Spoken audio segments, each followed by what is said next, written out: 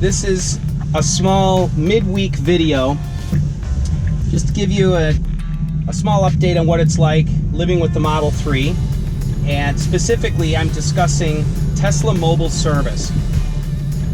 For those of you that watched my previous videos, you'll remember that I was getting an error coming up on the screen that said service charge port door. So I contacted Tesla directly and initially scheduled an appointment to bring it into the Tesla store and have it repaired there.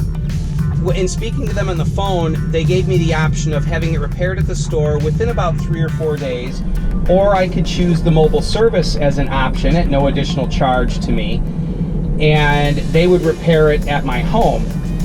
Now, mobile service was running about 2 weeks behind schedule, but the Tesla store is nearly an hour drive away from me, and I just felt it was best to have it done in my driveway. I could live with the error code for a couple of weeks. So we made the appointment, and the mobile service tech showed up in, ironically, a small Ford van. He was a nice guy, name was Dan, very, very friendly, very knowledgeable, and I've seen Tesla mobile service vehicles in people's driveways before, numerous Tesla mobile service vehicles, and more often than not, it's a Model S. So I found it somewhat comical that there was a Ford van that arrived, but he showed up. It was raining that day, so we put a canopy up over the car to keep him dry, and it took him a couple hours to replace the charge port door. It was a pretty big job. He actually had to remove the entire rear seat to get to the main power disconnect so that he could remove the charge port without shocking himself in order to change the charge port door. The taillight had to come out, the inner trunk lining came out, so it was a pretty big job.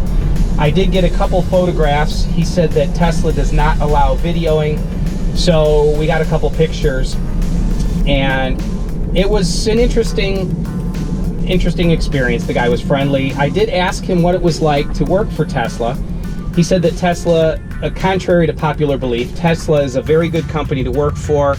He said that years ago they were kind of tough to deal with in that they required many, many hours of their employees, and he said it's not that way anymore. You can choose to work full-time or overtime if you want. But basically, he said everyone that works there loves their job, and that makes them wonderful people to work with. So ultimately, it was overall a really good experience. He replaced the charge port door. He also addressed a concern about Bluetooth connectivity, and I can go into that in a separate video. It was primarily for the charge port door on this visit. And even though it was under warranty, therefore I didn't have to pay anything, I did receive an email from the Tesla mobile service team that was an invoice for the work, though I didn't have to pay it, and it was all zeros. So I had zero balance. However, they did have listed on that form, on that invoice, that Tesla mobile service rates are $150 an hour. So just something that you guys might want to consider if you own a Tesla that's out of warranty and you choose to opt for mobile service rather than in-store service, is that the mobile service is $150 an hour. So it's something to consider.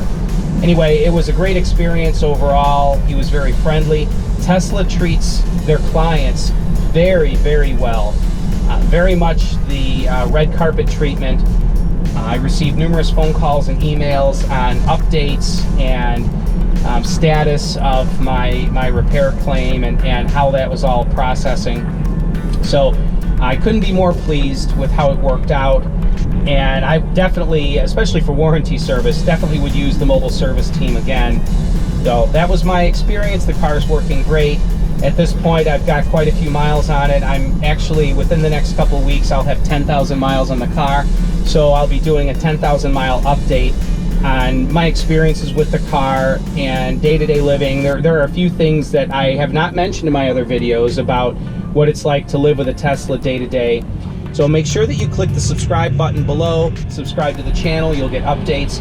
What we'll be doing is every Friday evening, we'll be uploading a new video, full-length video, 15 to 25 minutes of good, heavy content. And then midweek will be, autopilot is very sensitive.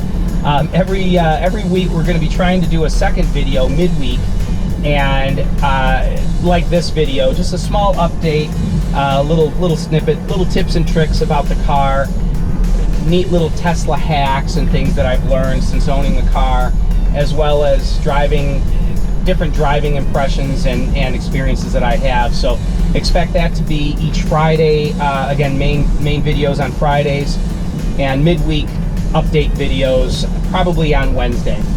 So thanks a lot, and please again click subscribe, and thanks for watching Tech Forum. Have a great day.